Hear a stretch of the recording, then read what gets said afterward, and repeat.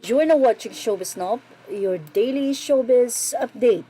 Isa nga sa pinanghihinayangan na couple na magkasintahan at napakatagal na sa showbiz industry ay sila Kim Chiu at Sian Lim. Umamin man ang dalawa sa kanilang hiwalayan, marami pa ring mga Kim siyang umaasa na magkakabalikan ng dalawa.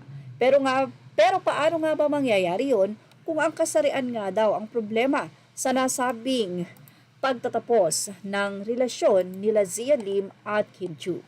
Mula sa naging artikulo ng balita.net.ph ni Ralph Mendoza, kasarian ni Sian dahilan daw ng hiwalayan ni Kim. Through ang balita na ang totoong kasarian daw umano ni Kapuso Hank actor na si Sian Lim ang totoong dahilan ng hiwalayan nila ng ex-partner nitong si Kim Chiu or ang ex-girlfriend. Sa naging latest episode, kamakailan lamang ng Oras ng Opinyon, Talakayan at Diskusyon o OOTD, isang showbiz-oriented vlog na pag-usapan ng dalawang host na sina Jobert Socaldito at Chaps Manansala ang nasagap nilang di manoy impormasyon about dito. Walang lumalabas na mga dahilan kung bakit sila naghiwalay. Pero matunog ang usap-usapan ng mga marites na kaya raw naghiwalay si Kim at saka si Sian ay dahil nabuking daw ni Kim na si Sian Lim ay bading. Nagulat ako kasi unang-una I know Sian, I don't think he's bading, and if ever he's gay, so anong problema, being gay is beautiful, say pa niya.